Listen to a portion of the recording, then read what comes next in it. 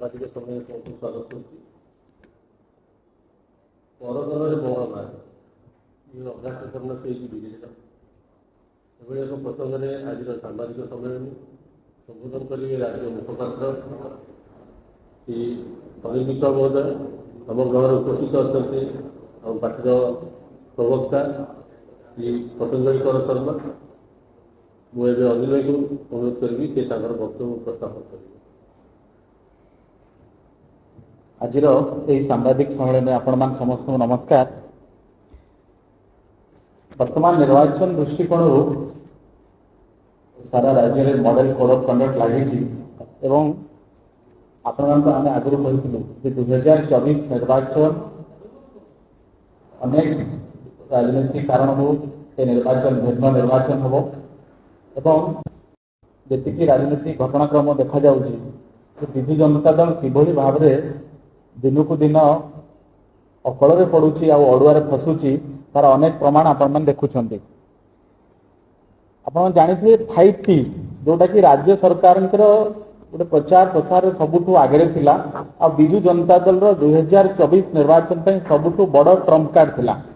ଆପଣ ବିଜୁ ଜନତା ଦଳର ସେ ସରକାରର ମନ୍ତ୍ରୀ ହୁଅନ୍ତୁ, ତାଙ୍କର ମୁଖପାତ୍ର ହୁଅନ୍ତୁ, ଯେତେବେଳେ ବି ସରକାରର ଗୁଣଗାନ କରୁଥିଲେ ପ୍ରଥମ ଶବ୍ଦ ଥିଲା 5T। ସତେ ଯେମିତି ଲାଗୁଥିଲା ଯେ ବିନା 5Tରେ ବୋଧେ ଓଡ଼ିଶା ସରକାରଙ୍କର ଗଛପତ୍ର ହଲୁନାହିଁ। ଏବଂ ଯେତେବେଳେ ନିର୍ବାଚନ ମଡେଲ କୋଡ୍ ଅଫ୍ କଣ୍ଡକ୍ଟ ଲାଗୁ ହେଲା 16 ମାର୍ଚ୍ଚରେ, ଆମେ 4 ଏପ୍ରିଲରେ ସି ଭିଜିଲ୍ ଆପ୍ ମାଧ୍ୟମରେ ଏ 5Tକୁ ନେଇ ଆପତ୍ତି ଉଠେଇଥିଲୁ ଏବଂ 8 ଏପ୍ରିଲରେ ମାନ୍ୟବର ନିର୍ବାଚନ କମିଶନଙ୍କ ନିର୍ଦ୍ଦେଶ କ୍ରମେ ବର୍ତ୍ତମାନ ରାଜ୍ୟ ସରକାରଙ୍କର ତମାମ ୱେବସାଇଟ୍ରୁ ନେଇକରି ସବୁ ଜାଗାରୁ 5T ଗାୟବ ହେଇଯାଇଛି। 5T ବର୍ତ୍ତମାନ ମିସିଂ, ଯୋଉଟା ରାଜ୍ୟ ସରକାରଙ୍କ ସବୁ ହୋର୍ଡିଂରୁ ନେଇକରି ବିଜ୍ଞାପନ, ଖବରକାଗଜ, ତାଙ୍କ ନେତାଙ୍କର ପବ୍ଲିକ ମିଟିଂ ସବୁଠି ରାଜ୍ୟ ସରକାରଙ୍କର ବଡ ଟ୍ରମ୍ପ କାର୍ଡ ଥିଲା 5T। ବର୍ତ୍ତମାନ ସେ 5T ମିସିଂ।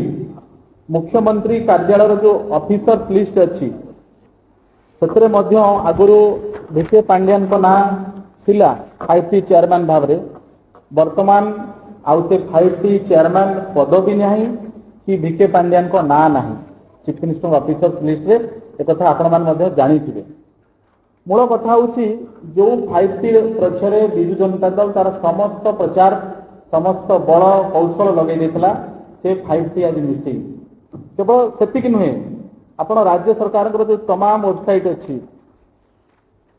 ସେ ସାଇନ୍ସ ଆଣ୍ଡ ଟେକ୍ନୋଲୋଜି ଡିପାର୍ଟମେଣ୍ଟର ୱେବସାଇଟ୍ ହଉ, ହାୟର ଏଜୁକେସନ ଡିପାର୍ଟମେଣ୍ଟର ୱେବସାଇଟ୍ ହଉ, ହେଲ୍ଥ ଡିପାର୍ଟମେଣ୍ଟର ୱେବସାଇଟ୍ ହଉ, କୋଉଠି ଆଉ 5T ଭିଜନ ବୋଲି କିଛି ନାହିଁ। ସବୁଠି 5T ଭିଜନକୁ ଉଡେଇ ଦିଆଯାଇଛି। ତ ଏଇଟା ଦର୍ଶାଉଛି ଯେ 5T ଗୋଟେ ଅଗଣତାନ୍ତ୍ରିକ ବ୍ୟବସ୍ଥା ଥିଲା, ଆଉ ଏଇଟା ଗୋଟେ ରାଜନୈତିକ କାର୍ଯ୍ୟକ୍ରମ ଥିଲା, ଯାହାକୁ ନିର୍ବାଚନ କମିଶନର ଏକ ରାଜନୈତିକ କାର୍ଯ୍ୟକ୍ରମ ଭାବରେ ତାକୁ ପରିଲକ୍ଷିତ କଲେ ଏବଂ କାର୍ଯ୍ୟାନୁଷ୍ଠାନ ନେଲେ। ଯେତେବେଳେ ସାରା ରାଜ୍ୟରେ ଓଡ଼ିଆ ଲୋକଙ୍କ ମନରେ 5Tକୁ ନେଇ ଗୋଟେ ବଡ ପ୍ରତିକ୍ରିୟା ଥିଲା ଯେ 5Tଟା କଣ। ରାଜ୍ୟରେ ଏତେ ମନ୍ତ୍ରିମଣ୍ଡଳ ଅଛନ୍ତି, ବିଧାୟକ ଅଛନ୍ତି, ସରପଞ୍ଚରୁ ନେଇକରି ସାଂସଦ ପର୍ଯ୍ୟନ୍ତ ଏତେ ଲୋକ ପ୍ରତିନିଧି ଅଛନ୍ତି, କିନ୍ତୁ 5T ଆଳରେ ଗୋଟେ ଅଗଣତାନ୍ତ୍ରିକ ଶାସନ ବ୍ୟବସ୍ଥା, ଗୋଟେ ବ୍ୟୁରୋକ୍ରାଟିକ ବ୍ୟବସ୍ଥାକୁ ଲଦି ଦିଆ ହଉଥିଲା। ଆଜି ଯେତେବେଳେ 5Tକୁ ନିର୍ବାଚନ କମିଶନର ଅସିଦ୍ଧ ଘୋଷଣା କରିକି ସରକାରଙ୍କର ସମସ୍ତ ୱେବସାଇଟ୍ରୁ ହଟେଇ ଦିଆଯାଉଛି, ଏହାର ଅର୍ଥ ଯେ ଓଡ଼ିଶାର ଆଜି ଗଣତନ୍ତ୍ର ବିଜୟ ହୋଇଛି। 2024 ନିର୍ବାଚନରେ ଏ ଗଣତନ୍ତ୍ରର ବିଜୟର ପରିସମାପ୍ତି ହେବ, ଏ ବିଜୟ ପୂର୍ଣ୍ଣ ବିଜୟ ହେବ 2024 ନିର୍ବାଚନରେ। ଏବଂ ମଡେଲ କୋଡ୍ ଅଫ୍ କଣ୍ଡକ୍ଟ ଲାଗିବା ପରେ ଏଠି ମୂଳ ପ୍ରଶ୍ନ ହେଉଛି ଯୋଉ 5Tର ପ୍ରଚାର ପ୍ରସାରରେ ଯୋଉ ଟଙ୍କା ଖର୍ଚ୍ଚ ହେଇଥିଲା, ଯେହେତୁ ଏଇଟା ଗୋଟେ ରାଜନୀତି କାର୍ଯ୍ୟକ୍ରମ ବୋଲି ବର୍ତ୍ତମାନ ପ୍ରମାଣିତ ହେଲା, 5Tର ପ୍ରଚାର ପ୍ରସାରରେ ଯୋଉ 500 କୋଟି ଟଙ୍କା ରାଜ୍ୟ ରାଜକୋଷରୁ ଖର୍ଚ୍ଚ ହେଇଛି, ସେଥିରେ ହେଲିକପ୍ଟର ବାବଦରେ 50ରୁ 60 କୋଟି ଟଙ୍କା ଖର୍ଚ୍ଚ ହେଇଛି। ବିଭିନ୍ନ ସ୍ଥାନରେ 5Tର ସଭା ସମିତି କରାଯାଇଛି ସରକାରୀ ଅର୍ଥରେ, ଜନଶୁଣାଣି କରାଯାଇଛି ସରକାରୀ ଅର୍ଥରେ। ସେ ଜନଶୁଣାଣି ମିଛ ଥିଲା, କେବଳ ଜଣେ ଲୋକର ଭିକେ ପାଣ୍ଡିଆନଙ୍କର ପଲିଟିକାଲ କ୍ୟାମ୍ପେନ୍, ପଲିଟିକାଲ ଲଞ୍ଚିଂ ପାଇଁ ଏତେ ସବୁ କରାଯାଉଥିଲା। ତେଣୁ ଏଠି ପ୍ରଶ୍ନ ହେଉଛି 5Tର ଆଳରେ ଯୋଉ ରାଜ୍ୟ ରାଜକୋଷରୁ ଯୋଉ 500 କୋଟି ଟଙ୍କା ଖର୍ଚ୍ଚ କରାଗଲା, ସେ 500 କୋଟି ଟଙ୍କା କାହିଁକି ରାଜ୍ୟ ରାଜକୋଷରୁ ଖର୍ଚ୍ଚ କରାଯିବ। ବର୍ତ୍ତମାନ ନିର୍ବାଚନ ଆଚରଣ ବିଧି ଲାଗୁ ହେଉଛି, ସେ 500 କୋଟି ଟଙ୍କାକୁ ଭାରତୀୟ ଜନତା ପାର୍ଟି ଦାବି କରୁଛି ଯେ ୟାକୁ ବିଜୁ ଜନତା ଦଳର ନିର୍ବାଚନୀ ଖର୍ଚ୍ଚରେ ଆଡ୍ କରାଯାଉ। ୟାକୁ ବିଜୁ ଜନତା ଦଳର ଯୋଉ ନିର୍ବାଚନୀ ଖର୍ଚ୍ଚ ହବ ଏ 5T ର ପୁରା ପ୍ରଚାର ଯୋଉ 500 କୋଟି ଖର୍ଚ୍ଚ ହେଇଛି ୟାକୁ ବିଜୁ ଜନତା ଦଳର ନିର୍ବାଚନୀ ଖର୍ଚ୍ଚରେ ସାମିଲ କରାଯାଉ, ଅଥବା ବିଜୁ ଜନତା ଦଳ ଠାରୁ ୟାକୁ ଆଦାୟ କରି ରାଜ୍ୟ ରାଜକୋଷକୁ ଭରଣା କରାଯାଉ। ଏଇଟା ଭାରତୀୟ ଜନତା ପାର୍ଟିର ଦାବି। କାରଣ 5T ଦ୍ୱାରା ଓଡ଼ିଶା ଲୋକଙ୍କର କିଛି ଲାଭ ହେଇନି। ଆଉ ଗୋଟିଏ କଥା ହେଲା ଏ 5Tରେ ହଉଥିଲା କ'ଣ? ଓଡ଼ିଶାରେ ଖଣି ଦୁର୍ନୀତି, ଚିଟଫଣ୍ଡ ଦୁର୍ନୀତି, ଧାନ କିଣା ଦୁର୍ନୀତି, ଏମିତି ହଜାର ହଜାର ଦୁର୍ନୀତି ପରେ ଲାଗୁଛି ଯେ 5Tଟା ହଉଛି ବୋଧ ହୁଏ ଚଳିତ ଦଶନ୍ଧିର ଆଉ ଗୋଟେ ବଡ଼ ମେଗା ଦୁର୍ନୀତି। ପାଖାପାଖି 40,000 କୋଟି ଟଙ୍କାର ଘୋଟାଲା ହେଇଛି 5T ପରିକ୍ରମା ବା 5T ପ୍ରକଳ୍ପର ବିଭିନ୍ନ ଜାଗାରେ ଯେଉଁ ଯୋଜନା ମାନଙ୍କ ମାଧ୍ୟମରେ। କେବଳ ସ୍କୁଲରେ ରଙ୍ଗ ମାରିକି 5,000 କୋଟି ଟଙ୍କା ଖର୍ଚ୍ଚ ହେଇଛି। ନେଲିଆ ଲାଳିଆ ରଙ୍ଗ, ଗ୍ରୀନ୍ କଲର ରଙ୍ଗ କରିକିରି 5,000 କୋଟି ଟଙ୍କା ଖର୍ଚ୍ଚ ହେଇଛି। ଆମ ଓଡ଼ିଶା, ନବୀନ ଓଡ଼ିଶାରେ ଯେଉଁ 4,000 କୋଟି ଟଙ୍କା ସରକାର ଘୋଷଣା କଲେ ଦିଆଗଲା ପଇସା ଆପର୍ଯ୍ୟନ୍ତ 10% ପ୍ରକଳ୍ପ କୋଉଠି ବି ସମାପ୍ତି ହେଇନି। ଲକ୍ଷ୍ମୀ ବସ୍ ଆଉ ଗୋଟେ ଘୋଟାଲା, ସେଥିରେ ମଧ୍ୟ ଘୋଟାଲା ହେଇଛି। ମାଣ୍ଡିଆ ମିଶନ, ଓଡ଼ିଶାର ମାଣ୍ଡିଆ ପ୍ରଡକ୍ସନ ବଢିଲା ନାହିଁ। ଦେଶର ମାତ୍ର 1% ମାଣ୍ଡିଆ ପ୍ରଡକ୍ସନ ଆମେ କରୁଛୁ, 1%ରୁ କମ୍ ବି କରୁଛୁ, କିନ୍ତୁ ମାଣ୍ଡିଆ ମିଶନ ନାଁରେ 2200 କୋଟି ଟଙ୍କା ଖର୍ଚ୍ଚ ହେଇଛି। ଏସବୁ ହେଉଛି 5T ଘୋଟାଲା। ଏମିତି ହିସାବ ହେଲେ ପାଖାପାଖି 40,000 କୋଟି ଟଙ୍କାର 5T ଆସିବା ପରେ ଘୋଟାଲା ହେଇଛି। এই 5T ସ୍କାମ ଉପରେ ତଦନ୍ତ ହେବାର ଆବଶ୍ୟକତା ରହିଛି। ଏବଂ ଯେହେତୁ ଓଡ଼ିଶାରେ ଗୋଟେ ଅଗଣତାନ୍ତ୍ରିକ ବ୍ୟବସ୍ଥା ଚାଲିଥିଲା 5T ନାଁରେ, ବର୍ତ୍ତମାନ ନିର୍ବାଚନ କମିଶନ ତାକୁ ଅସିଦ୍ଧ କରିବା ପରେ ଏକଥା ସାମ୍ନାକୁ ଆସିଛି। ଏବଂ ଏ 5T ନାଁରେ କ୍ରମାଗତ ଭାବରେ ବିଗତ ଦିନମାନଙ୍କରେ ୱାର୍ଡ ମେମ୍ବରରୁ ନେଇକରି ସାଂସଦ ପର୍ଯ୍ୟନ୍ତ ସମସ୍ତଙ୍କର ଗଣତାନ୍ତ୍ରିକ ଅଧିକାରକୁ ଖନନ କରାହେଇଛି। ମୁଖ୍ୟମନ୍ତ୍ରୀ ଓଡ଼ିଶାରେ ଯେଉଁ ଗୋଟେ ଅଗଣତାନ୍ତ୍ରିକ ଶାସନ ବ୍ୟବସ୍ଥାକୁ ଲାଗୁ କରିକିରି ପୁରା ସମ୍ବିଧାନକୁ ଦଳି ଚକଟି ଦେଇଥିଲେ। 5T ନାଁରେ ଓଡ଼ିଶାର ସବୁ ଯେଉଁମାନେ ଜନପ୍ରତିନିଧି ଅଛନ୍ତି, ନିର୍ବାଚିତ ଜନପ୍ରତିନିଧି, ସେମାନଙ୍କର କ୍ଷମତାକୁ କିଛି ଅଣ ଓଡ଼ିଆ ବ୍ୟୁରୋକ୍ରାଟଙ୍କ ହାତରେ ଦେଇଥିଲେ।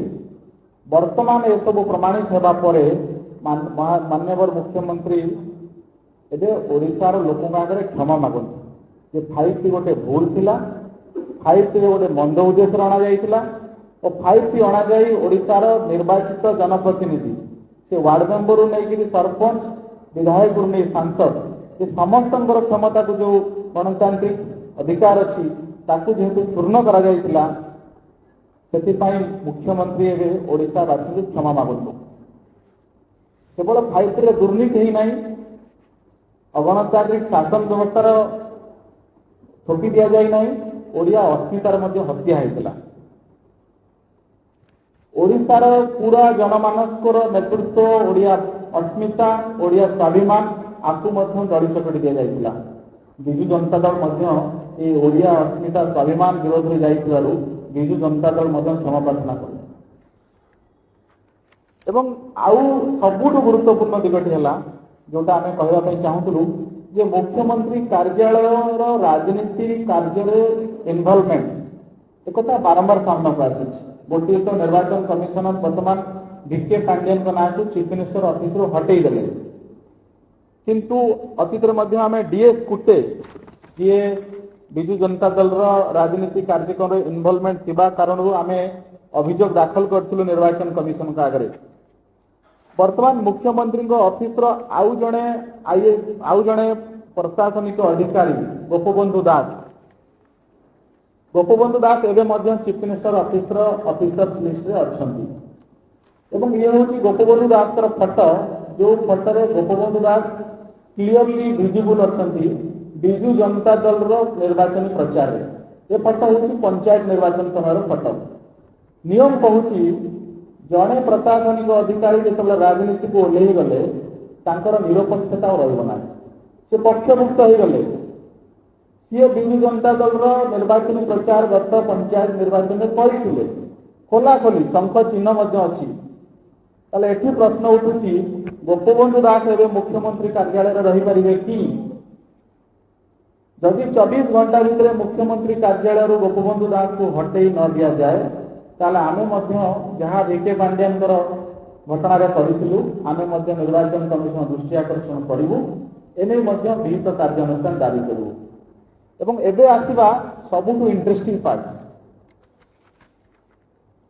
जे राज्य देश में निर्वाचन आचरण विधि लागू होला 16 मार्च रे एवं जो मुख्यमंत्री कार्यालय जो ऑफिसर मानकर पॉलिटिकल इन्वॉल्वमेंट नहीं निर्वाचन कमिशनर 8 एप्रिल रे कार्यानुष्ठान नेले अर्थात 16 मार्च रो 8 एप्रिल मुख्यमंत्री कार्यालय डायरेक्टली विजु जनता दल ପାଇଁ काम करुला एटा बड़ सांघातिक निर्वाचन आचरण विधि उल्लंघन ये प्रमाणित हो सारी एटा केवल अभियोग नुह ये प्रमाणित जे मुख्यमंत्री कार्यालय Biju Janata Dal political benefit political interest रे काम करिछि ये प्रमाणित आम पाखरे अछि निर्वाचन कमिशन पाखरे अछि ये किछि लुचा छपा नुहे आपण मने थिबो तले इंदिरा गांधी इमरजेंसी घटना लागितला घटनार कारण कौन थिला 1971 मसीहा साधारण निर्वाचन रे इंदिरा गांधी जे ओएसडी थिले जसपाल कापुर से इंदिरा गांधी निर्वाचन रैली आयोजन करते निजर सरकारी पद में खाई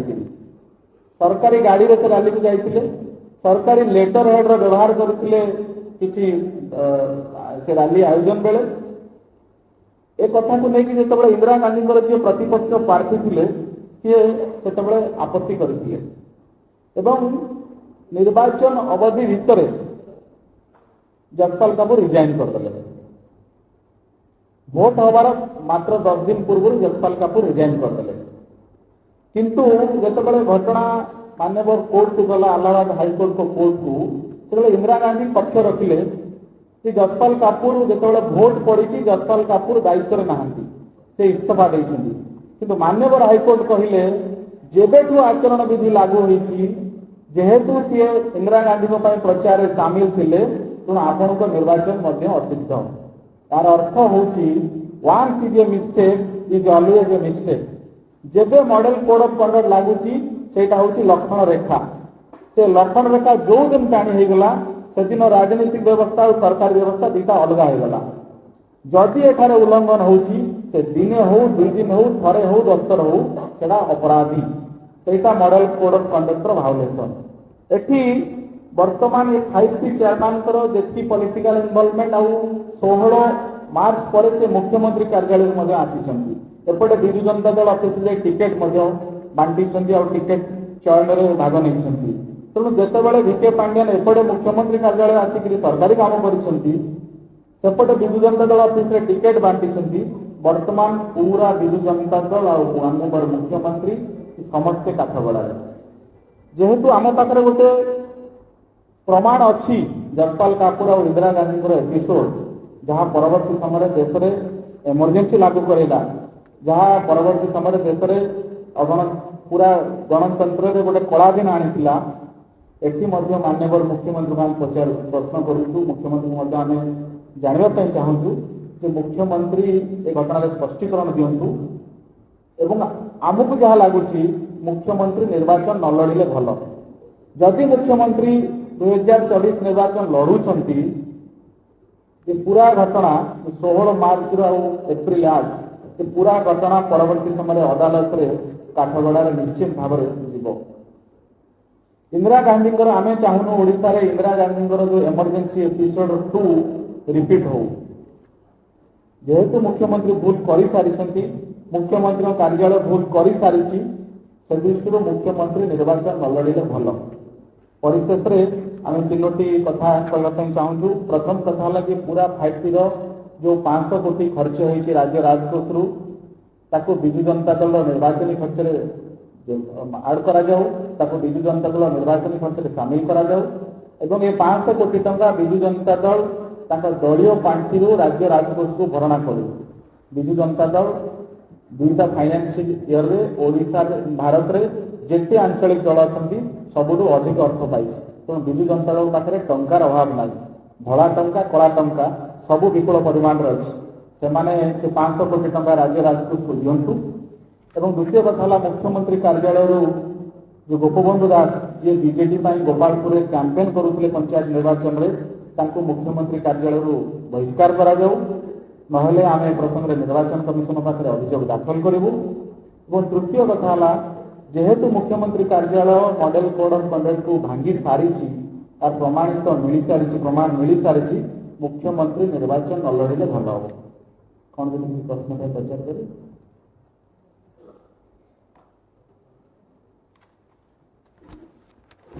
धन्यवाद। बहुत बहुत धन्यवाद।